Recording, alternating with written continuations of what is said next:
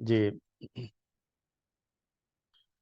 الحمدللہ رب العالمین والصلاة والسلام علی رسولہ الامین وعلی آلہ وصحبہ اجمعین وبعد۔ تزکیے کی اس کلاس میں سورہ رعد کی تفسیر کا سلسلہ چل رہا ہے۔ آج جو آیت آپ کے سامنے ہے وہ آیت نمبر 6 ہے، 6، سورہ رعد کی آیت نمبر 6۔ اور یہ میں بات پہلے بھی ذکر کیا ہوں، آج بھی یاد دلاتا ہوں آپ کو کہ مقصد میرے کہنے کا یہ ہوتا ہے کہ اگر آپ اپنے سامنے مصحف کھول لیں تو آپ کو بات سمجھنے میں اور آسانی رہے گی۔ سورہ رعد آیت نمبر 6، اللہ تعالیٰ کا فرمان ہے اس آیت میں وَيَسْتَعْجِلُونَكَ بِالسَّيِّئَةِ قَبْلَ الْحَسَنَةِ، وَيَسْتَعْجِلُونَكَ بِالسَّيِّئَةِ قَبْلَ الْحَسَنَةِ، اور وہ لوگ جلدی کر رہے ہیں، اور وہ لوگ جلدی کر رہے ہیں سیئہ کے بارے میں، سزاؤں کے بارے میں، برائی کے بارے میں، قبل الحسنتی، نیکی سے پہلے، راحت اور آرام سے پہلے، عافیت سے پہلے۔ وقد خلت من قبلہم المثلات، حالانکہ ان سے پہلے کتنی مثالیں گزر چکی ہیں، ان سے پہلے کتنی قومیں گزری ہیں جن کو اللہ تبارک و تعالی نے سزائیں دی ہیں، عذاب نازل فرمایا ہے، ان کی مثالیں گزر چکی ہیں۔ وَإِنَّ رَبَّكَ لَذُو مَغْفِرَةٍ لِلنَّاسِ عَلَى ظُلْمِهِمْ، اور یقیناً تمہارا رب بڑا معاف کرنے والا ہے لوگوں کو ان کے ظلم کے باوجود۔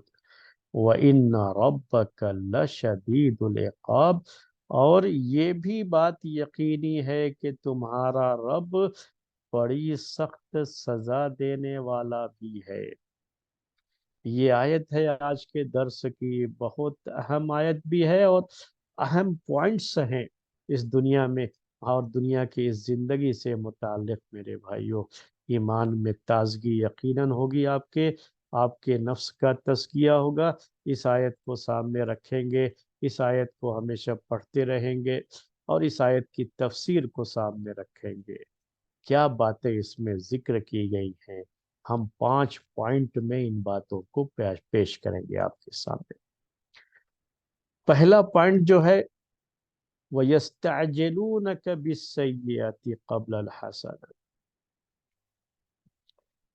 یستعجلونک، یہ جو یستعجلونک، یستعجلون عربی میں یہ جو ہے یہ فعل مضارع، جس کے معنی اردو میں ہم کہتے ہیں جلدی کر رہے ہیں، یہ جمع کا صیغہ ہے، یستعجلون، جمع کا صیغہ، یعنی پروناؤن جو اس میں ہے نا، ایک جماعت ہے، ایک گروپ ہے۔ اور یہ کس کے لیے پروناؤن ہے؟ یہ اہل مکہ کے لیے، مکے کے مشرکین، کیونکہ یہ بات تو آپ کے سامنے آ چکی ہے شروع میں ہی کہ یہ سورہ رعد ہے، اور اس سورہ کے اندر اللہ تبارک و تعالی نے توحید کے تعلق سے، شروع میں خاص طریقے سے توحید کے تعلق سے بڑی اہم باتیں ذکر کی ہیں، اور مشرکین کا جو طرز عمل تھا اس کے بارے میں جو ہے بڑی اہم باتیں ذکر کی ہیں۔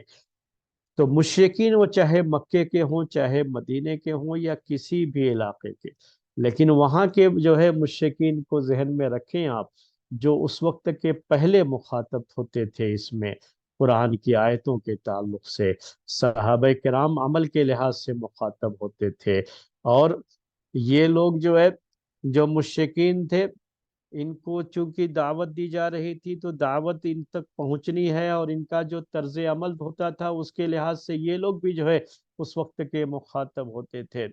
تو اللہ تعالیٰ نے ان کے بارے میں باتیں ذکر کی ہیں جو قیامت تک آنے والے سارے مشرکین کے لیے باتیں یہی رہیں گی۔ تو کیا کہا، ان کا طرز عمل کیا تھا، وہ کس انداز سے باتیں کرتے تھے اللہ کے رسول صلی اللہ علیہ وسلم سے۔ جب آپ ان کے سامنے دعوت پیش کرتے اور ان کو توحید میں آنے کی دعوت دیتے تھے تو کیا کہتے تھے؟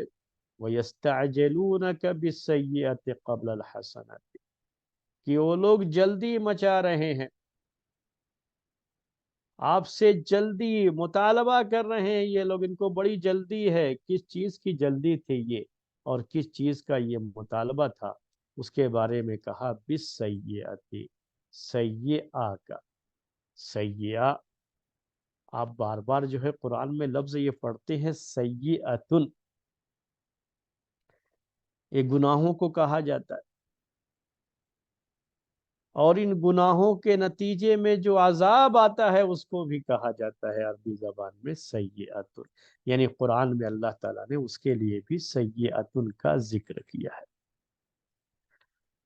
تو سیئن ہم اردو میں بری حالت جو ہوتی ہے کسی کی، اس کے لیے کہہ دیتے ہیں سیئۃ۔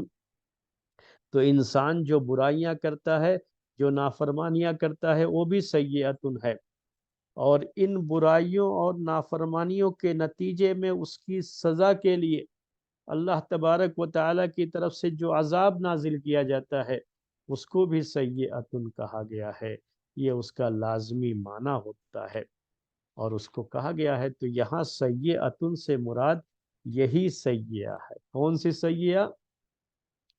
پھر سے آپ سے کہوں، کون سی سیئہ یہ؟ یعنی عذاب کی شکل میں، اللہ تعالیٰ کی طرف سے سزا کی شکل میں جو اللہ تعالیٰ کا عذاب نازل ہوتا ہے کسی قوم پر، اس کو سیئۃ یہاں کہا گیا ہے۔ سیئۃ سے مراد یہی ہے۔ تو اب اسی کے لحاظ سے معنی کیجئے، آپ اس کا معنی سمجھ میں آئے گا آپ کو، کہ یہ لوگ عذاب کی جلدی کر رہے ہیں، یہ مشرکین، یہ کفار، ان بلیور جسے آج کی زبان میں آپ کہتے ہیں، یہ ان بلیور لوگ یہ عذاب کی جلدی کر رہے ہیں، شور مچا رہے ہیں، جلدی سے عذاب آ جائے، جلدی سے عذاب۔ قرآن میں اس کا ذکر کئی جگہوں پر ہے، اللہ تبارک و تعالیٰ نے نقل کیا ہے ان کا، وہ کہتے تھے، مکے والوں کے لیے خاص طریقے سے وہ بات ذکر کی گئی ہے کہ وہ کہتے تھے کہ ٹھیک ہے، اگر تم اتنا ہی کہتے ہو کہ جو ہے ہم پر عذاب آ جائے گا، یا یہ ہو جائے گا، یہ ہو جائے گا، تو ٹھیک ہے، اپنے رب سے کہہ کر کے ہم پر پتھروں کی بارش برسوا دو، پتھروں کی بارش برسوا دو۔ کبھی کچھ کہتے، کبھی کچھ کہتے، تو مختلف جگہوں پر قرآن میں اللہ تعالیٰ نے ذکر فرمایا کہ یہ لوگ باقاعدہ کہتے تھے یہ بات۔ تو اسی کا یہ ذکر ہے کہ ان کو عذاب کی بڑی جلدی مچی ہوئی ہے، عذاب کی بڑی جلدی کر رہے ہیں یہ لوگ۔ وَيَسْتَعْجِلُونَكَ بِالسَّيِّئَةِ، یہ لوگ عذاب کی جلدی مچا رہے ہیں قبل الحسناتی، حسنہ سے پہلے۔ حسنہ کیا ہے؟ اس کے بارے میں بعض جو ہے مفسرین نے ذکر کیا کہ حسنہ یہ ایمان ہے، ایمان، اس میں کوئی شبہ نہیں ہے کہ ایمان، حسنات جو ہے نا، جو ہم حسنات کہتے ہیں، نیکیاں، ان الحسنات یذہبن السیئات، نیکیاں یہ گناہوں کو مٹا دیتی ہیں، قرآن میں اللہ تعالیٰ نے ذکر کیا یہ بھی۔ تو حسنات اور سیئات کی بات ہے، یہاں چونکہ لفظ آیا ہوا ہے تو میں نے ذکر کیا وہ آیت بھی۔ تو حسنہ سے مراد بعض مفسرین نے یہاں ایمان لیا ہے، اور میں نے کہا آپ سے کہ اس میں کوئی شبہ نہیں ہے کہ تمام حسنات کی بنیاد ہے یہ ایمان، جب تک ایمان نہ ہو تب تک کوئی حسنہ نہیں ہے۔ حسنتن یعنی نیکی، ایمان کے بغیر کسی نیکی کا کوئی تصور ہی نہیں ہے نا، جب تک ایمان نہ ہو تب تک کسی نیکی کا کوئی تصور نہیں ہو سکتا۔ نیکی کا تصور میرے بھائیوں ہمارے اسلام میں ایمان کے بعد ہی ہوتا ہے۔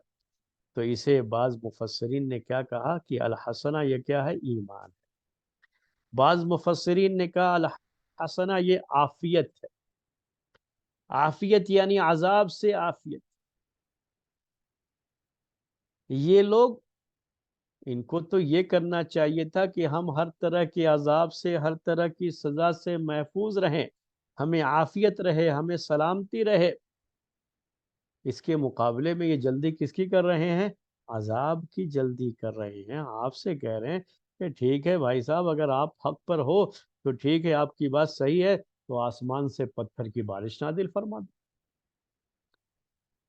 ٹھیک ہے، آپ اتنا کہہ رہے ہو تو جلدی سے عذاب کہاں ہے آپ کا؟ عذاب جو آپ کہتے ہیں اگر ایمان نہیں لاؤ گے تو تم پر عذاب آ جائے گا، اور پچھلی قوموں پر عذاب آیا ہے، تم پر بھی آ جائے گا، اتنی بار بار جو ہے یہ بات پیش کرتے ہو، ٹھیک ہے کہاں ہے عذاب؟ لے کر کے آؤ، دکھاؤ۔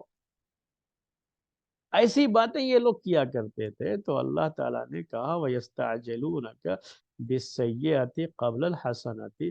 تو دوسرا معنی حسنہ کا بعض مفسرین نے کیا کہا کہ اس سے مراد عافیت ہے۔ عافیت کی جو ان کی زندگی تھی، جو اللہ تعالیٰ نے ان کو ہر طرح کے جو ہے پریشانیوں سے محفوظ رکھا، تو انہوں نے کیا کی ہے؟ جلدی مچا رکھی ہے کہ جلدی سے عذاب آ جائے۔ وَيَسْتَعْجِلُونَكَ بِالسَّيِّئَةِ قَبْلَ الْحَسَنَةِ وَقَدْ خَلَتْ مِنْ قَبْلِهِمْ الْمَثُلَاتُ۔ یہ دوسرا پوائنٹ، حالانکہ، ہم اردو میں کہتے ہیں حالانکہ، واو یہ جو ذکر کیا گیا ہے، جو لوگ تھوڑی عربی جانتے ہیں ان کے لیے یہ بات ذکر کر رہا ہوں کہ اس واو کو واو حالیہ کہا جاتا ہے عربی زبان، یعنی یہ حالت کو بیان کرنے کے لیے کہ یہ لوگ عذاب کی جلدی مچا رہے ہیں کہ جلدی عذاب آئے، آپ سے اس طرح کی باتیں کر رہے ہیں، حالانکہ ان سے پہلے ایسی مثالیں گزر چکی ہیں جہاں اللہ تعالیٰ کا عذاب آیا تو پوری کی پوری بستی تباہ و برباد ہو گئی۔ اللہ تعالیٰ کے عذاب میں جب ان کو مبتلا کیا گیا تو بستیاں کی بستیاں اجڑ گئیں۔ یہ عرب کی اس قوم کے لیے بھی نصیحت کی بات اس لیے بھی تھی کہ ان کے قریب کا بہت علاقہ تھا سمود، قوم سمود کا علاقہ، جہاں سفر جب کرتے تھے یہ لوگ تو وہاں سے گزرتے تھے یہ لوگ، تو یہ جانتے تھے ان کے یہاں وہ چیزیں پہلے سے باپ داداؤں سے وہ قصے کہانی کے طور پر یہ باتیں جو ہے چلی آ رہی تھی کہ یہاں اس قوم پر اللہ تعالیٰ کا عذاب آیا تھا۔ اس کے علاوہ خود مکے کے اندر کتنی مرتبہ ان کو مختلف پریشانیوں کا سامنا کرنا پڑا۔ اللہ تبارک و تعالیٰ نے صحیح حدیث ہے کہ جو ہے کہ اللہ تعالیٰ نے ان کے اوپر جو ہے قحط سالی کا عذاب ایک مرتبہ نازل فرمایا۔ مکے والے پریشان ہو گئے تھے بالکل، جو ہے جب آسمان کی طرف دیکھتے تھے تو ان کو دھواں دھواں نظر آتا تھا، کھانے کے لیے جو ہے دانے دانے کو ترس گئے تھے وہ لوگ۔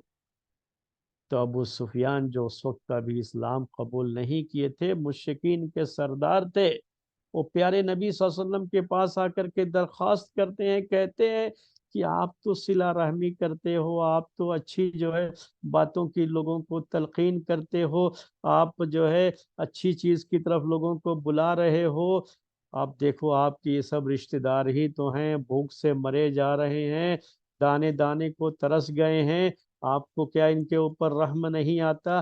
اپنے رب سے دعا کر دو، بارش نازل فرما دے اور یہ قحط سالی ختم ہو جائے، اور یہ جو قحط سالی کی وجہ سے لوگ مرتے جا رہے ہیں وہ چیز ختم ہو جائے۔ یہ چیز ہو چکی تھی مکے میں،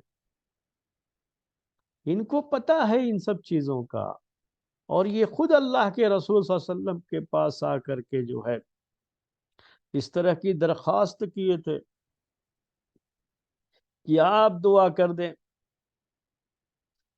ان کو یقین تھا کہ جو یہ دعا کریں گے تو ان کی دعا قبول ہو جائے گی، یہ حال تھا ان کا۔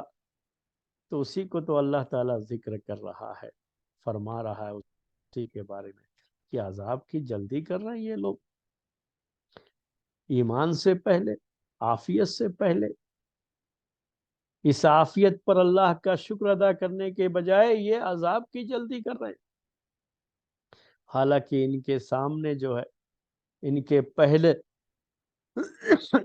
مثالیں گزر چکی ہیں، سزائیں جو پچھلی قوموں پر نازل ہوئی ہیں، جو عذاب نازل ہوا ہے، ان کی مثالیں ان کے سامنے گزر چکی ہیں۔ اس کے باوجود بھی بجائے اس سے یہ عبرت اور نصیحت حاصل کرتے، یہ عذاب کی جلدی کر رہے ہیں، عذاب کے لیے شور مچا رہے ہیں۔ تو یقیناً یہ ان کی بڑی غلطی ہے۔ یہ بات نوٹ کیجئے گا میرے بھائی۔ یہ تو ہم نے دو پوائنٹس آپ کے سامنے اس آیت کے جو شروع کے تھے وہ پیش کر دیے ہیں۔ تزکیے کے لحاظ سے کیا ہے؟ یہ ہمیشہ یاد رکھیے گا کہ ہمارے لیے عافیت کی زندگی یہ اللہ کی طرف سے بڑی نعمت ہے۔ کبھی بھی اللہ کے عذاب کو دعوت دینے کی کوشش نہ کرے، کوئی بھی ایسا عمل نہ کرے جس سے اللہ کے عذاب کو، اللہ کے غضب کو دعوت دیتا ہے، نہیں، بلکہ عافیت کی اگر زندگی ہے، سلامتی کی زندگی ہے، تو اپنے رب کا شکر ادا کرے اور عافیت کی اس زندگی کو اللہ کی بڑی نعمت سمجھے۔ ہمیشہ یاد رکھو میرے بھائیو یہ بات، عافیت کی زندگی اللہ تبارک و تعالیٰ کی بڑی نعمت ہے، بڑی نعمت ہے۔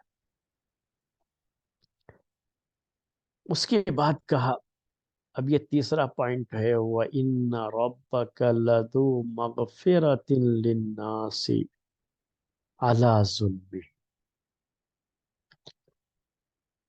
یہ جو تیسرا پوائنٹ آپ کے سامنے پیش کر رہا ہوں، یہ جو آیت کا یہ ٹکڑا ہے، اس میں دو پوائنٹس ذکر کریں گے، تو 3 اور 4 دونوں آئیں گے اس میں۔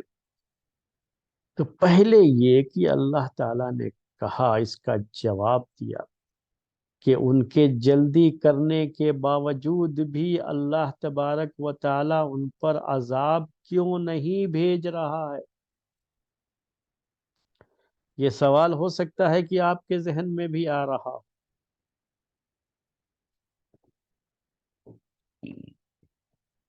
کہ اللہ تبارک و تعالیٰ کیوں عذاب نہیں بھیج رہا ہے، جب یہ کہہ رہے تھے اس وقت کہ ٹھیک ہے، اگر تم حق پر ہو تو اپنے رب سے کہو کہ ہم پر آسمان سے بارش، پتھر کی بارش نازل فرما دے، تو اللہ تعالیٰ کیوں نہیں نازل فرما دیا؟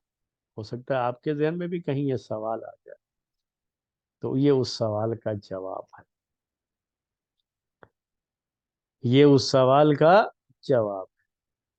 اللہ تبارک و تعالیٰ کسی قوم کو ہلاک اور برباد کرنے کا فیصلہ ان کے کہنے سے نہیں کر دیتا ہے، یہ تو اللہ تعالیٰ کے نظام کا ایک حصہ ہے۔ کبھی بھی اللہ تبارک و تعالیٰ کسی بھی قوم کی بربادی کا فیصلہ صرف اس وجہ سے کہ وہ کہہ دے کہ ہاں جو ہے مجھے برباد کر دیا جائے یا میرے اوپر عذاب نازل کر دیا جائے تو اللہ تعالیٰ نازل کر دے گا، ایسا نہیں ہے۔ اللہ تعالیٰ کا یہ دستور نہیں ہے، اللہ تعالیٰ کا یہ طریقہ نہیں ہے۔ یہ تو اس زمانے کے مشرکین کی بات تھی، میں اپنے جو ہے اس دور کی بات کر رہا ہوں۔ ایسا بہت ہوتا ہے میرے بھائیوں ہمارے ساتھ بھی، کہ ہم جو ہے بد دعائیں کرتے ہیں دشمنوں کے لیے، قنوت نازلہ پڑھتے، دعائیں کرتے رہتے ہیں۔ ہمارے ساتھ کسی نے ظلم کیا ہے تو ہمارے دلوں سے آہیں نکلتی ہیں اور ہم ان کی بربادی کی خواہش بھی کرتے ہیں، اور کبھی زبان سے دعائیں بھی، بد دعائیں بھی نکلتی، بد دعائیں، لیکن اس کے باوجود بھی ان کا کچھ نہیں ہوتا، کوئی فرق نہیں پڑتا ان کے اوپر، ان کا ظلم اپنی انتہا پہ ہے، چلتا رہتا ہے، وہ سب پر ظلم کرتے جاتے ہیں، لیکن ان ظالموں کا ہاتھ نہیں کوئی پکڑتا ہے۔ اپنے رب سے التجائیں کرتے ہیں، دعائیں کرتے ہیں، اور ان کے ظالموں کے حق میں بد دعائیں کرتے ہیں، لیکن پھر بھی ظالموں کا کچھ نہیں۔ یہ آپ میں سے ہر ایک کو تجربہ ہے اس کا، اور آج کے اس دور میں خاص طریقے سے اتنی لمبی لمبی دعائیں ہو رہی ہیں، قنوت نازلہ پڑھا جا رہا ہے، سب کچھ ہے، لیکن کیا ہے، دشمن کی طرف سے بار بار ظلم کی یہ چیزیں دہرائی جا رہی ہیں اور ظلم بڑھتا جا رہا ہے، اور اللہ کے مظلوم بندے ستائے جا رہے ہیں، اور بہت سے مسلمان دنیا میں ان کو صرف ان کے اسلام پر ہونے کی سزائیں مل رہی ہیں۔ آج بھی ہے نا یہ چیز، آپ کے ذہن میں یہ چیز آتی ہوگی؟ تو یہ آیت میرے بھائیوں اسی کا جواب ہے، اس کو نوٹ کر لو۔ یہ کوئی ضروری نہیں ہے کہ آپ کو کسی نے ستایا تو فوراً جس نے ستایا آپ نے اس کے لیے بد دعا کر دی، اور جو ہے آپ کی دل سے آہ نکلی تو فوراً یہ آہ اس کو بھسم کر ڈالے گی اور اس کے اوپر بجلی بن کر کے گر پڑے گی، دنیا سے اسے نیست نابود کر دیا جائے گا، ختم کر دیا جائے گا۔ تو ایسا کوئی ضروری نہیں ہے میرے بھائی۔ کبھی بھی ان چیزوں کی وجہ سے پریشان نہیں ہونا۔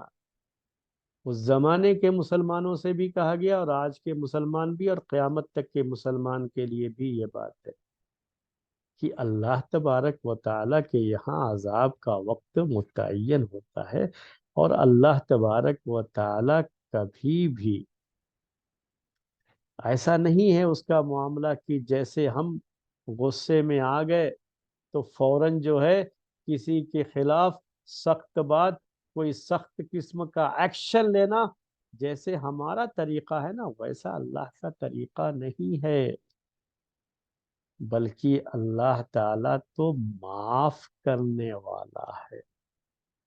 یہ ہے یہ پوائنٹ۔ اللہ تعالیٰ کیا کرنے والا ہے؟ وہ معاف کرنے والا ہے، وہ معاف کرتا ہے، اور اسی لیے وہ موقع دیتا ہے۔ ہم موقع نہیں دیتے نا، لیکن وہ تو موقع دیتا ہے، مہلت دیتا ہے۔ جی ہاں، فوراً عذاب نہیں بھیجتا، فوراً سزا نہیں دیتا، وہ مہلت دیتا ہے، موقع دیتا ہے، موقع دیتا ہے۔ اور کبھی کبھی یہ مہلت اور یہ موقع اتنا لمبا ہو جاتا ہے کہ موت تک بھی یہ مہلت ملتی ہے، کہ شاید یہ ظالم بندہ اللہ کا توبہ کر لے ظلم سے اور حق کی طرف لوٹ آئے، شاید یہ مشرک اور کافر بندہ اپنے شرک اور کفر سے توبہ کر لے اور توحید کی طرف لوٹ آئے، یا جو ہے موقع دیا جاتا ہے، اتنا موقع کبھی کہ یہ موقع موت تک بھی اسے مل جاتا ہے، موت غرغرے موت سے پہلے تک اسے ٹائم مل جاتا ہے کہ یہ بندہ اپنے رب کی طرف لوٹ آئے، جو گناہوں میں مبتلا ہے، جو اللہ تعالیٰ کی نافرمانیوں میں مبتلا ہے، اسے توبہ کی توفیق نصیب ہو جائے تو موت سے پہلے توبہ کر۔ اللہ تعالیٰ یہ موقع میرے بھائیوں یہ مہلت دیتا ہے، اور یہ کبھی مہلت کیا ہے، اس کی مدت بہت لمبی بھی ہو جاتی ہے۔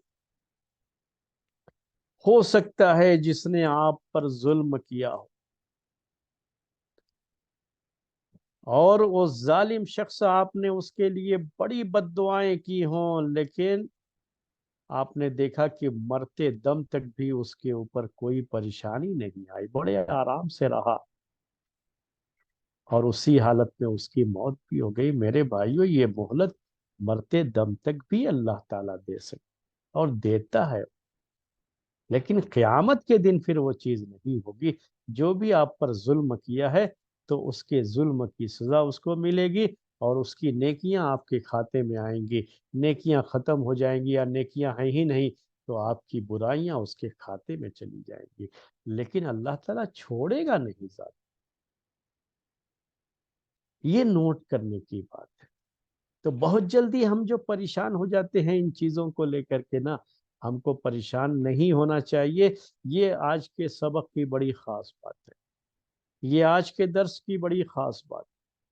نہیں، پریشان مت ہو میرے بھائی، ہمارا کام دعائیں کرنا تھا، ہم نے دعا کی، ہمارا کام اپنے رب سے طلب کرنا تھا، ہم نے طلب کیا، اور ہمارے لیے یہ سب چیزیں فضیلت کی ہیں، نصیحت جو ہے، اور یہ ہمارے لیے سب جو ہے اچھائیاں ہیں، ہمیں اس کا اجر و ثواب بھی ملے گا دعائیں کرنے کا، اللہ تعالی ہمیں سب چیزیں دے گا، لیکن یہ کوئی ضروری نہیں ہے کہ ہماری خواہش جو ہے وہ فوراً ہمارے سامنے پوری ہو جائے، خاص طریقے سے یہ خواہش جو کسی قوم پر عذاب نازل کرنے کے تعلق سے ہے، تو اللہ تعالیٰ کیا ہے، وہ موقع دیتا ہے، وہ مہلت دیتا ہے ظالموں کو۔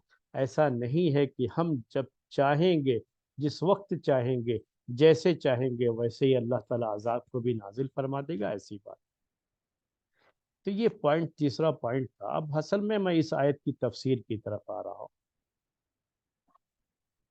تو اللہ تعالیٰ فوری طور پر عذاب کیوں نہیں نازل فرماتا ہے جب یہ مطالبہ کر رہے ہیں؟ اس کا جواب تو آپ کے سامنے آ گیا کہ اللہ تعالیٰ مہلت دیتا ہے۔ یہ تیسرا پوائنٹ تھا، یہ مہلت کیوں دیتا ہے؟ اب اس کی طرف آئیے، یہ چوتھا پوائنٹ ہے۔ وَإِنَّ رَبَّكَ لَذُو مَغْفِرَةٍ لِلنَّاسِ، اور یقیناً تمہارا رب، اس پر میں بہت زور دیتا ہوں کہ جو اللہ تعالیٰ کے نام ذکر ہوتے ہیں قرآن میں، جہاں پر آپ اس پہ ضرور غور کیا کیجئے کہ وہ نام وہاں اس جو ہے سیاق میں بڑا مناسب نام رہتا ہے، وہی نام سب سے مناسب ہوتا ہے۔ تو یہاں اللہ تعالیٰ نے یہ نہیں کہا کہ وَإِنَّ اللَّهَ لَذُو مَغْفِرَةٍ۔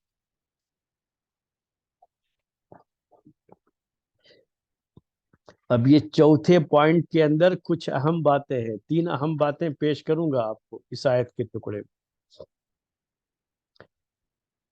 سب سے پہلا کیا ہے کہ یہ نہیں کہا وَإِنَّ اللَّهَ لَذُو مَغْفِرَةٍ لِلنَّاسِ، اور یقیناً اللہ لوگوں کو معاف کرنے والا ہے، علی ظلمہم، علی یہاں مع کے معنی میں عربی میں کہا جاتا ہے کہ علی ظلمہم اے مع ظلمہم، ان لوگوں کے ظلم کرنے کے باوجود بھی اللہ تعالیٰ انہیں معاف کرنے والا ہے۔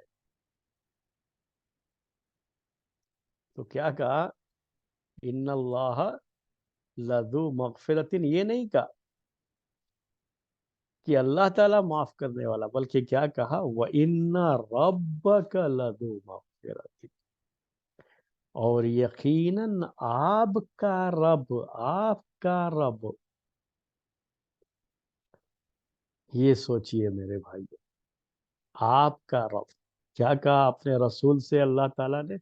آپ کا رب، وہ آپ کا رب ہے۔ کبھی آپ کے دل میں یہ خیال نہیں آنا چاہیے، یہ رسول کو مخاطب کیا گیا ہے آپ کا رب، لیکن جب آپ پڑھیں تو آپ سمجھیے کہ یوں سمجھیے کہ آپ ہی سے اللہ تعالیٰ کہہ رہا ہے کہ آپ کا رب۔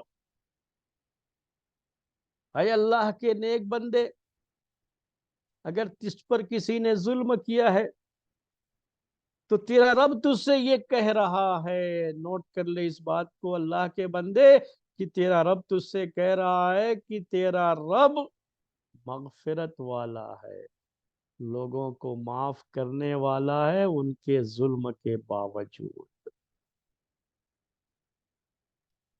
یہ جب آپ اس تصور کو دل میں بیٹھا لیں گے نا کہ میرا رب ہے وہ، اور میرا رب یہ کہہ رہا ہے، تو رب اس کو کہتے ہیں جو پالنے والا ہے۔ رب کے اندر ربوبیت کی صفت ہوتی ہے، وہ پالنے والا، پالنے والا ہے، وہ میرا پالنے والا ہے، میرا خالق مالک رازق وہ ہے، میرے بارے میں ہر چیز کو جو میرے لیے اہم اور ضروری ہے میری پرورش کے لیے، وہ میرا پالن ہار ہے، اور میری پرورش کے لیے جو چیز بھی ضروری ہے، جو جس انداز سے ضروری ہے نا، وہ اس کو پوری کر رہا ہے۔ اور وہ یہ بات کہہ رہا ہے کہ ان کو فوراً سزا نہ دینا، اے اللہ کے بندے، یہ تمہارے حق میں بھی بہتر ہے۔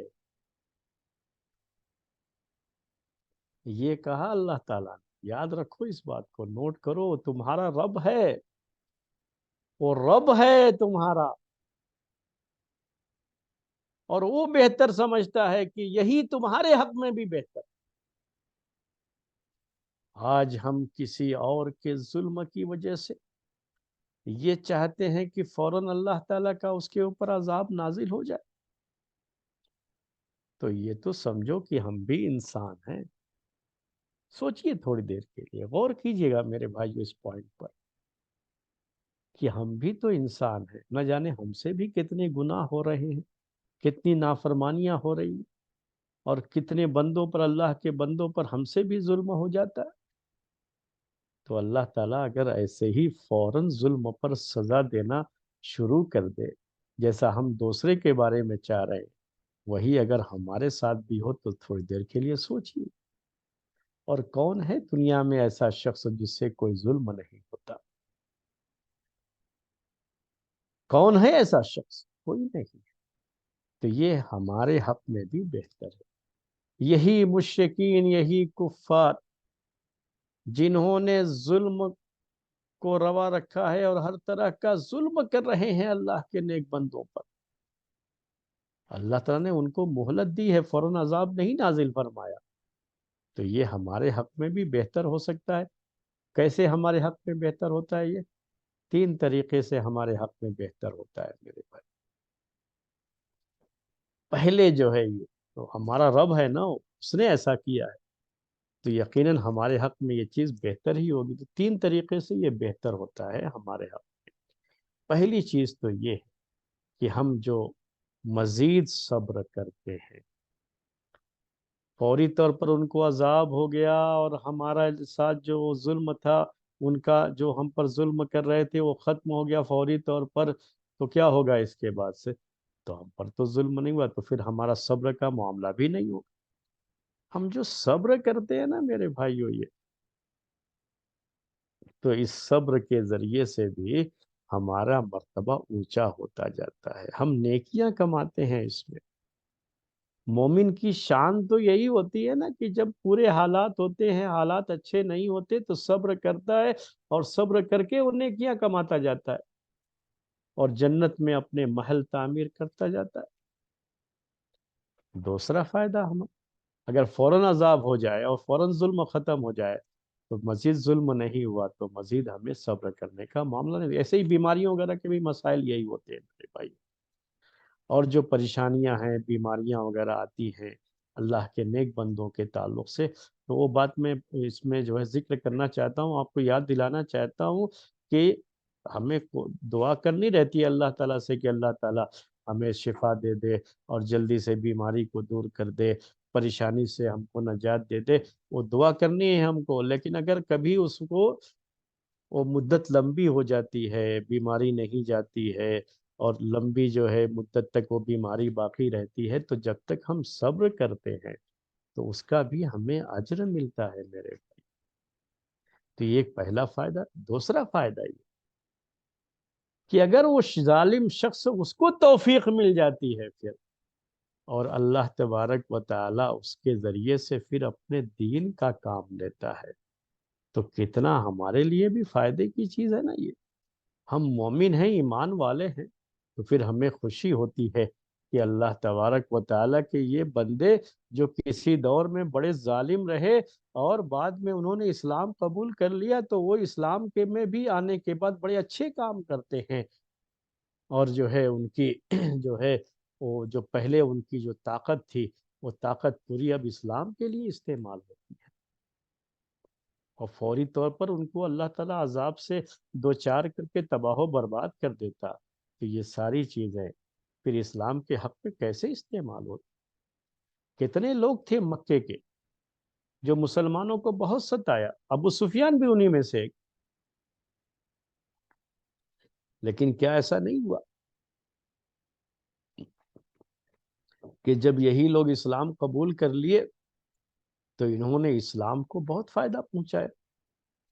خالد بن ولید کو لے لیجئے نا آپ، خالد بن ولید کو تو تاریخ میں بہت آپ نے جو ہے پڑھا سنا ہے ان کے بارے میں، خالد بن ولید رضی اللہ تعالیٰ عنہ۔ لیکن یہ احد کی لڑائی میں جب مسلمان تھوڑی دیر کے لیے پریشان ہو گئے تھے، تو یہ پیچھے سے آ کر کے حملہ کرنے والی بات یہ کس کی طرف سے ہوئی تھی؟ خالد بن ولید کی طرف سے ہوئی تھی۔ اس وقت وہ مشرکین کی طرف سے تھے، اسلام نہیں قبول کیا تھا انہوں نے، لیکن اللہ تعالیٰ نے بعد میں جب توفیق دے دی ان کو، وہ اسلام میں داخل ہو گئے، تو کتنے عظیم کارنامے انہوں نے انجام دیے۔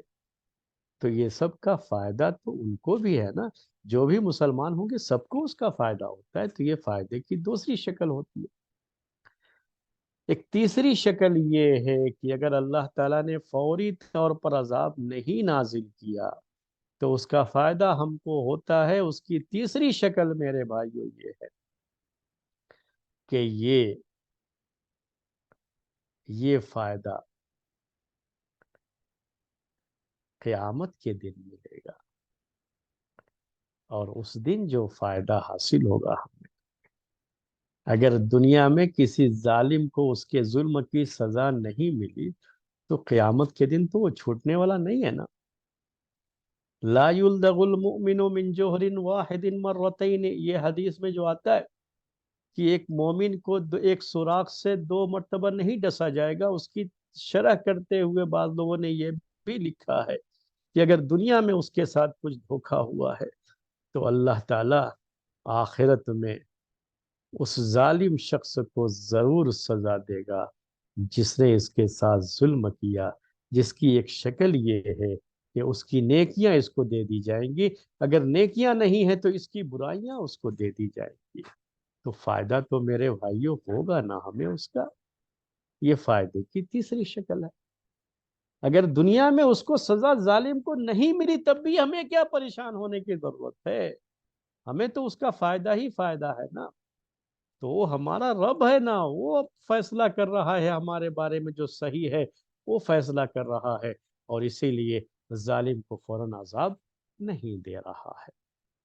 تو یہ بات تھی میرے بھائیوں، غور کیجئے گا. کیا کہا ہم نے؟ وَإِنَّ رَبَّكَ، یہ پوری بات کس پہ آئی تھی؟ رب کے لفظ پہ آئی تھی، کہ یہاں ان اللہ نہیں کہا، ان ربک کہا ہے. پھر اس میں بڑی تاکید بھی ہے، انا بھی ہے. پھر اس کے بعد لذو مغفرت، لام یہ تاکید کے لیے. اور یہاں پر یہ بھی نہیں کہا لغفور، ایک جو ہے ہوتا ہے ذو مغفرت اور ایک ہے غفور. غفور اللہ تعالیٰ کے ناموں میں سے ایک نام ہے، معاف کرنے والا. وہ اسی مغفرت سے ہی غفور ہے. اور ذو مغفرت یہاں کہا ہے، غفور نہیں کہا. یہ نوٹ کرنا آیا، اللہ تعالیٰ نے یہ نہیں کہا کہ وَإِنَّ رَبَّكَ لَغَفُورٌ لِلنَّاسِ، بلکہ کہا لَذُو مَغْفِرَةٍ لِلنَّاسِ. ذو مغفرہ کا مطلب کیا ہوتا ہے؟ مغفرت والا. غفور نہیں کہا. تو ذو مغفرت میں غفور سے کہیں زیادہ تاکید کا معنی پایا جاتا ہے. اللہ تبارک و تعالیٰ کی یہ صفت، اور یہاں وہ چیز ذکر کی گئی ہے کیونکہ معاملہ بھی بہت بڑا ہے نا، کہ یہ اللہ کے بندے جو بڑا ظلم کرتے ہیں، جنہوں نے شرک کیا ہے، کفر کیا ہے، اللہ کے نیک بندوں کو ستایا ہے، اللہ تعالیٰ کے غضب کو دعوت دی ہے، اور اس کے باوجود بھی یہ مطالبہ کرتے ہیں کہ کیوں نہ ان کے اوپر عذاب آ جاتا. ان سب کے باوجود بھی اللہ تعالیٰ نے انہیں جو مہلت دی ہے نا، تو اس کے لیے مغفرت بھی، یہ صفت بھی نا بڑی اعلیٰ پیمانے کی ہونی چاہیے، بڑے ہی اونچے درجے کی ہونی چاہیے. تبھی جا کر کے ایسے لوگوں کو مہلت دی جا سکتی ہے، ورنہ ایسے لوگوں کو کوئی مہلت نہیں دیتا ہے. نوٹ کیجئے گا ذرا، آپ کا اپنا بچہ ہو، میں ایک مثال دیتا ہوں صرف سمجھانے کے لیے. یہ اللہ تعالیٰ کا تو کوئی مقابلہ نہیں، کوئی مثال نہیں، بس یہ سمجھانے کے لیے یہ مثالیں ہوتی ہیں. آپ کا اپنا بیٹا ہو اور وہ نافرمانی کر رہا ہے آپ کی، نافرمانی کرنے پر فوراً آپ اس کو سزا دے دیے اور گھر سے باہر کر دیے. یہ آپ کے لیے بہتر ہوتا ہے، یا یہ بہتر ہوتا ہے کہ اس کو تھوڑا موقع دیا گیا سدھرنے کا، اور یہ بیٹا یہ بیٹی سدھر گئی آپ کی اور سیدھے راستے کی طرف آ گئے، تو یہ بہتر ہے. آپ میں سے کوئی بھی سوچ سکتا ہے نا اس چیز کو، یہ سمجھنے کے لیے مثال ہے. تو میرے بھائیوں، یہ آج کے درس کی باتیں ہیں، یہ نصیحت کی باتیں ہیں، یہ تزکیے کی باتیں، اسے نوٹ کر لو۔ اللہ تعالیٰ کا یہ دستور ہے، اس کا یہ نظام ہے کہ وہ فوراً سزائیں نہیں دیتا ہے، مہلت دیتا ہے۔ آپ بھی لوگوں کو ذرا مہلت دینا سیکھو، اپنے اندر یہ صفت پیدا کرو۔ آپ کی اپنی اولاد کے تعلق سے بھی یہ مسئلہ ہو سکتا ہے، آپ کے ماتحت لوگوں سے جو آپ کے انڈر کام کرتے ہیں ان کے تعلق سے بھی، اور دوسرے لوگوں کے تعلق سے بھی، کہ ذرا مہلت دے کر کے موقع دو ان کو، کیونکہ آپ نے بالکل ہی فوری طور پر پوری سختی کے ساتھ معاملہ کیا اور ختم، چلو دیکھ رہے ہو وہ دروازہ، ابھی گیٹ آؤٹ، دروازے سے باہر جاؤ ابھی۔ ہمارے پاس کسی کو مہلت نہیں، غلطی ہوئی سزا فوراً۔ یہ کوئی بندوق کی گولی نہیں ہے کہ فوری طور پر ہم جو ہے سزا نافذ، سزا سنائیں۔ نہیں نہیں، مہلت دو، مہلت دو، کہ اگر وہ سدھر گئے تو یاد رکھو کہ اس کا فائدہ آپ کو بھی ہوگا۔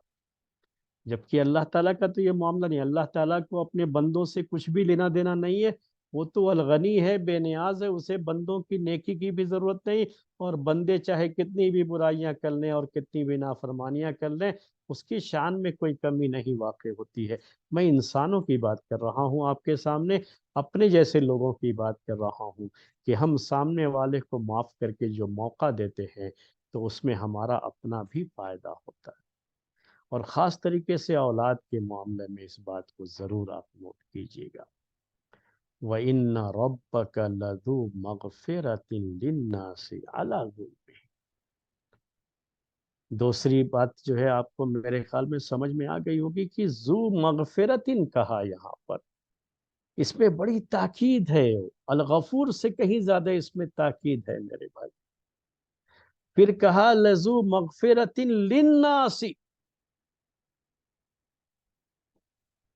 لوگوں کو، ناس، یہ ناس عربی زبان میں یہ بڑا کامن ہوتا ہے، سب لوگ اس میں داخل ہو جاتے ہیں، بڑے سے بڑا ظالم شخص بھی اس کے اندر داخل ہے، بڑے سے بڑا مشرک اور کافر بھی داخل ہے، اور مومنین میں سے بھی جو نافرمان ہیں اللہ کے، وہ سب کی سب اس میں داخل ہیں، وہ سب کی بات کہی گئی ہے۔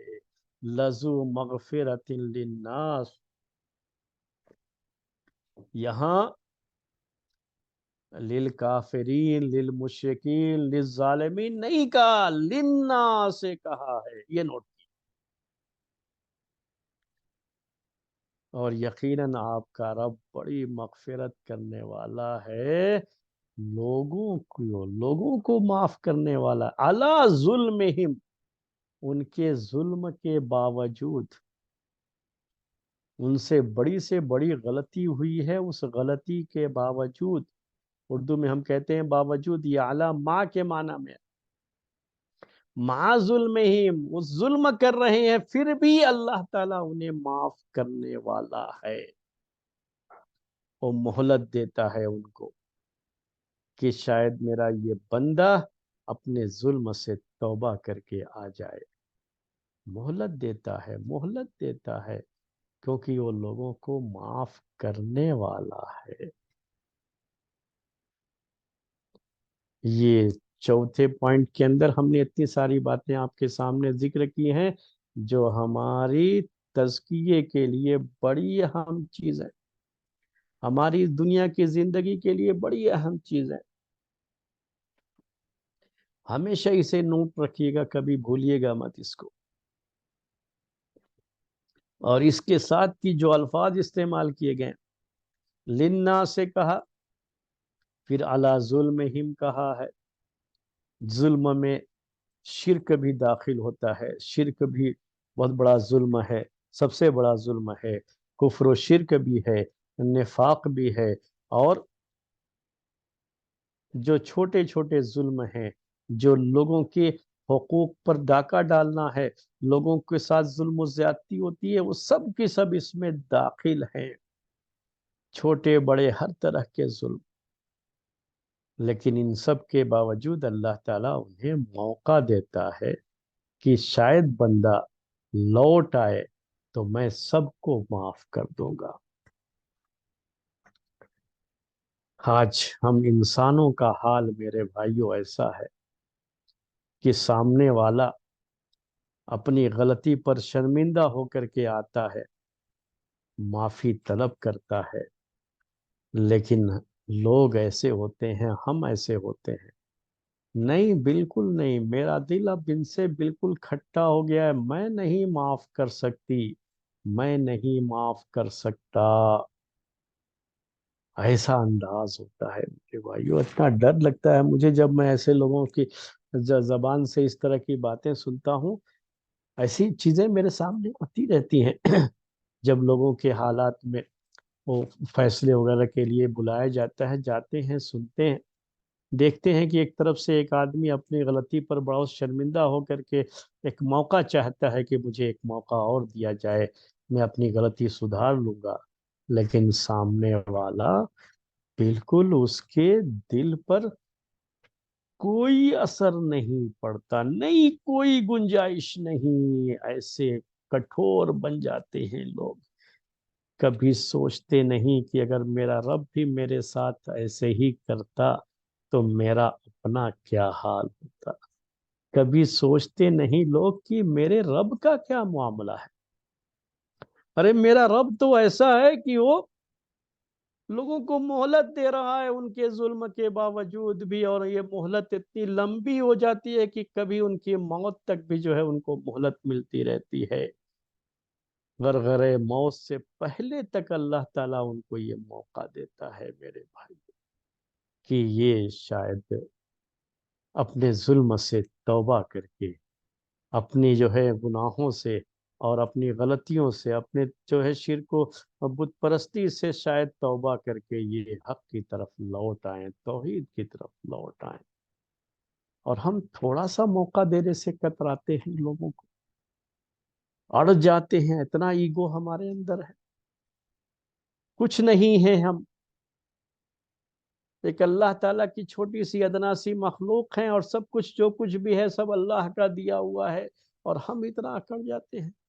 ہم فقیر ہیں، اللہ غنی ہے، اور ایک فقیر اتنا اکڑ جاتا ہے، وہ تو غنی ہے میرے بھائی۔ ہمیں سوچنا چاہیے اپنے تعلق سے، اس چیز کو نوٹ کریں۔ یہ ایک پوائنٹ تھا، وَإِنَّ رَبَّكَ لَذُو مَغْفِرَةٍ لِلنَّاسِ عَلَىٰ ظُلْمِهِمْ۔ یاد رکھو اللہ تعالیٰ یہ مہلت کیوں دے رہا ہے؟ کیونکہ اللہ تعالیٰ لوگوں کو معاف کرنے والا ہے ان کی غلطیوں کے باوجود۔ وہ معاف کرتا ہے، بہت زیادہ معاف کرنے والا ہے، اس کے اندر یہ رحم کی صفت بہت زیادہ ہے۔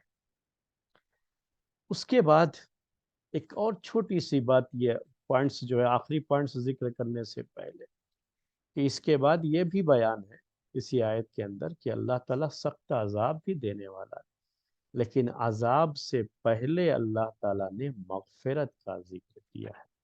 اس ترتیب کو ذہن میں رکھیے، اللہ تعالیٰ ٹھیک ہے عذاب بھی دینے والا ہے، وہ آگے اس پوائنٹ کے پر بھی بات ہوگی، لیکن اس سے پہلے کیا ہے کہ عذاب سے پہلے اللہ تعالیٰ نے مغفرت کا ذکر کیا،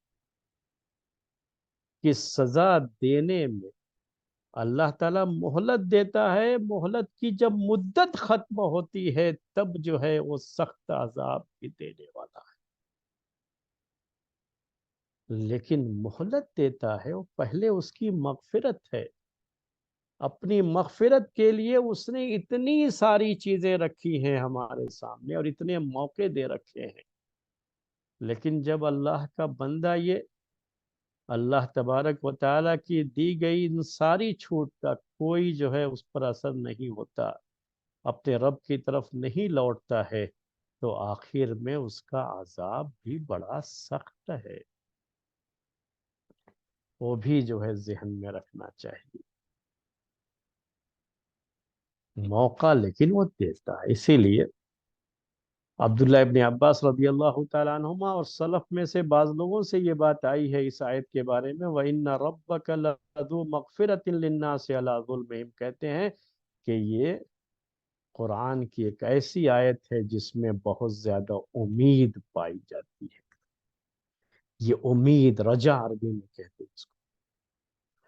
کوئی انسان دنیا میں چاہے اس کا ظلم کتنا ہی بڑا کیوں نہ ہو، اس کی نافرمانی کتنی بڑی کیوں نہ ہو، اسے مایوس نہیں ہونا ہے. اپنے رب کی رحمت سے مایوس نہیں ہونا. اسی کو عربی میں رجا کہتے ہیں، مایوس نہ ہونا اپنے رب کی رحمت سے. یہ رجا کی آیت ہے، یہ آپ کو امید دلا رہی ہے زندگی میں کہ چاہے آپ کتنے بڑے ہی گنہگار کیوں نہ ہوں، لیکن اپنے رب کی رحمت سے مایوس نہ ہونا، کیونکہ تمہارا رب تو ان کے گناہوں کے باوجود لوگوں کو معاف کرنے والا ہے. بڑے سے بڑا گناہ ہو سب معاف کر دے گا. تو یہ ٹکڑا ہمیں امید دلاتا ہے، دلوں میں امید جگاتا ہے میرے بھائیوں. اور اسی ایمان کی وجہ سے ہی ہم اپنے رب سے یہ امید رکھتے ہیں کہ ہمارا رب ہمارے تمام گناہوں کو معاف فرما کر کے ہمیں جنت میں داخل فرمائے گا. ہم اپنے رب سے یہ امید رکھتے ہیں. کیوں رکھتے ہیں؟ کیونکہ ہمارے رب نے ہم سے یہ بیان کیا ہے کہ اگر ہم توبہ کر لیں تو بڑے سے بڑا گناہ بھی وہ معاف کر دے گا. بس اس کی طرف لوٹ کے جانا ہے. لوٹ کے چلے گئے تو وہ معاف فرما دے گا. اس کے یہاں کوئی چوائس نہیں ہوتی ہے کہ نہیں یہ بہت بڑا گناہ ہے، یہ میں معاف نہیں کروں گا. نہیں، کب تک جو ہے یہ جب تک مہلت ہے تو چاہے کہ کوئی بھی گناہ ہو اللہ تعالیٰ معاف کر دے گا. مہلت کی مدت ختم ہو جائے گی تب پھر معاف کرنے کا. ایسے گناہ بھی ہیں جن کو اللہ تعالیٰ معاف نہیں کرے گا، لیکن یہ مہلت کی مدت گزرنے کے بعد کی بات ہے. اب یہ آخری پوائنٹ، وَإِنَّ رَبَّكَ لَشَدِيدُ الْعِقَابِ، کہا اللہ تعالیٰ نے ایک بھی نوٹ کر لو آخر میں یہ بالکل بات اس آیت کی، اور صرف لاسٹ میں یہ ہے. پہلے مغفرت کا ذکر ہے، اس کے بعد یہ ذکر ہے کہ یہ بھی نوٹ کر لو کہ یقیناً تمہارا رب انتہائی سخت عذاب دینے والا ہے، سخت سزا دینے والا ہے. اور یہاں پر بھی کہا گیا وَإِنَّ رَبَّكَ، یہاں بھی اللہ تعالیٰ کی صفت ربوبیت ہی ذکر کی گئی. یہاں پر بھی یہ نہیں کہا گیا کہ وَإِنَّ اللَّهَ لَشَدِيدُ الْعِقَابِ. اور یہاں پر بھی پوری تاکید ہے، انّا بھی ہے، پھر لام جو تاکید کے لیے ہوتا ہے، لَشَدِيدُ الْعِقَابِ وہ بھی ہے.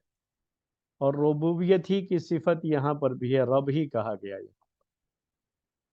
جبکہ اللہ تبارک و تعالیٰ کے بعض نام ایسے بھی ہیں جو عذاب کے تعلق سے، عذاب کی صفت کے تعلق سے، اس کے قہر اور جبروت کے تعلق سے بھی ہیں. قہار ہے وہ، جبار ہے. یہ بھی ہے نا، قہار بھی ہے نا. قہار بھی اللہ تعالیٰ کے ناموں میں سے ایک نام. وہ یہاں وہ نہیں کہا وَإِنَّ الْقَحَّارَ لَشَدِيدُ الْعِقَابِ کہ یقیناً قہار وہ تو مناسب ہے. یہاں پر کوئی کسی کے ذہن میں یہ بات آ سکتی ہے، لیکن وہ نہیں کہا. اللہ تعالیٰ نے کیا کہا؟ تمہارا رب. یہ بڑا اہم پوائنٹ ہے، نوٹ کیجئے گا. 3 اہم چیزیں ہم اس پہ ذکر کریں گے آپ کے بچوں کی تربیت کو لے کر کے. یہ پہلا پوائنٹ، اس کو نوٹ کر لیجئے گا کہ یہاں پر بھی رب کہا ہے، یعنی وہ مربی ہے نا، وہ تو پالنے والا ہے نا، وہ تمہارا پالنے والا ہے. اور وہ یہ سزا بھی دیتا ہے تو کیا ہے؟ تمہارے اپنے فائدے کے لیے دیتا ہے. یاد رکھ لو یہ. کیونکہ وہ ڈاکٹر، ایک مثال دے رہا ہوں میں ڈاکٹر کی، میں اللہ تعالیٰ کے لیے لفظ نہیں استعمال کرتا، کہ ڈاکٹر جو ہے، ڈاکٹر جو جسم کا علاج کرتا ہے تو وہ ڈاکٹر انجیکشن بھی دیتا ہے. تو کیوں دیتا ہے انجیکشن؟ کیوں دیتا ہے میرے بھائی؟ کہ وہ بیماری دور ہو جائے ہمارے اندر سے. تو میرے بھائی وہ ہمارا مربی ہے، وہ ہمارا پالنے والا ہے. ہمیں جو ہے دنیا میں چھوٹی چھوٹی مصیبتیں بھی ہم پر بھیجتا رہتا ہے.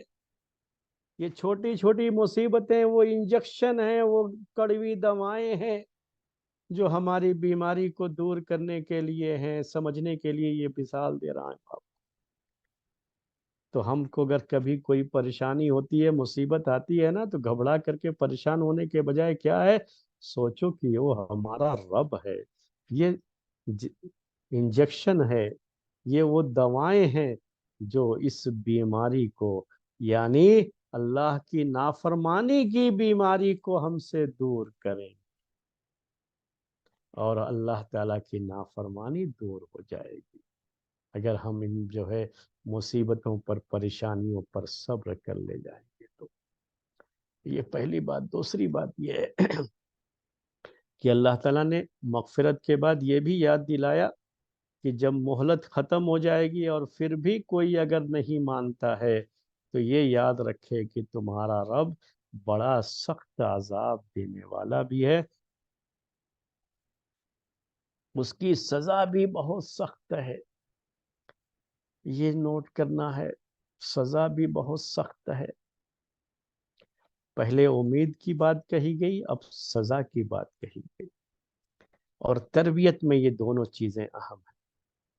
ہم نے آپ سے کہا تھا کہ اولاد کی تربیت میں خاص طریقے سے آپ اس کو نوٹ کریں گے، یہ پوائنٹ۔ تربیت میں یہ دونوں پہلو اہم ہوتے ہیں میرے بھائی۔ دونوں پہلو کیا؟ کہ جہاں سامنے والے کو آپ کی مغفرت کا علم ہو، وہیں پر یہ بھی علم ہونا چاہیے کہ آپ انتہائی سخت عذاب بھی دیتے ہیں۔ صرف جو ہے معاف معاف معاف ایسا نہیں ہوتا، اس کو دل میں خوف بھی ہونا چاہیے۔ تو اوپر والی بات جو تھی پہلے جو آئی چوتھے پوائنٹ میں، وہ رجا کی بات تھی، اس کو امید کہا جاتا ہے۔ اور یہ آخری پوائنٹ کیا ہے؟ خوف۔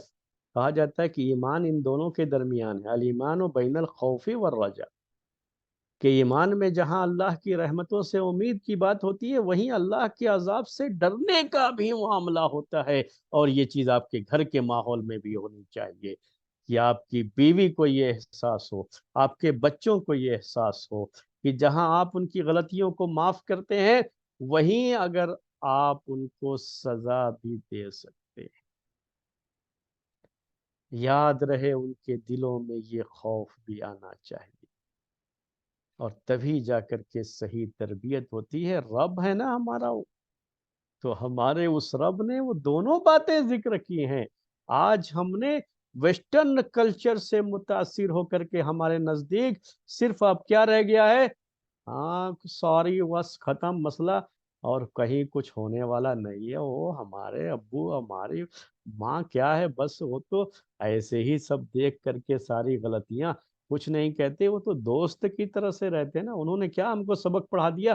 اپنے بچوں سے دوست کی طرح سے رہو۔ اب سب دوست بن گئے، بھائی دوست نہیں، دوست نہیں ہیں آپ، مربی ہیں، یاد رکھ لو۔ آپ اپنے بچوں کے مربی ہیں، دوست نہیں۔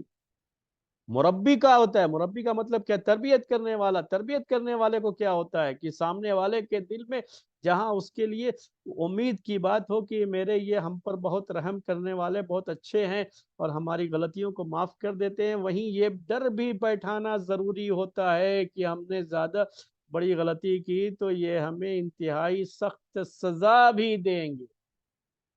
سزا کا ڈر بھی ہونا ضروری ہوتا ہے، تربیت میں یہ ضروری ہے، یاد رکھیے گا۔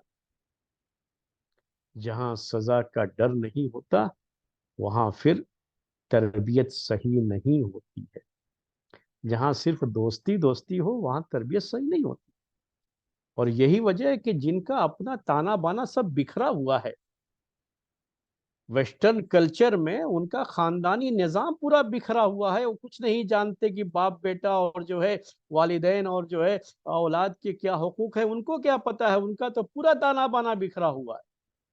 وہ چاہتے ہیں کہ آپ کا نظام بھی خراب ہو جائے، اور ہم انہی کی باتوں کو لے کر کے سمجھتے ہیں کہ یہ بڑی صحیح بات ہے۔ نہیں، آپ دوست نہیں ہیں، آپ کیا ہیں؟ اپنے بچوں کے لیے مربی ہیں، ذمہ دار ہیں، اس کو نوٹ کر کے۔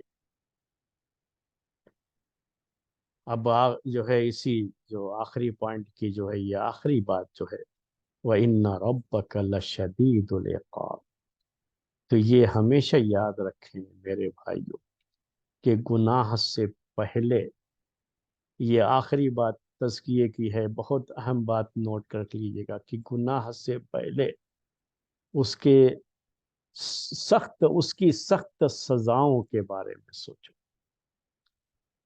جب اس کی سخت سزاؤں کے بارے میں سوچو گے، یہ خوف ہوتا ہے یہ تو کبھی گناہ کے قریب نہیں جاؤ۔ تو گناہ سے پہلے ہمیشہ اس کی سخت سزاؤں کے بارے میں سوچو کہ تمہارا رب انتہائی سخت سزا دینے والا ہے۔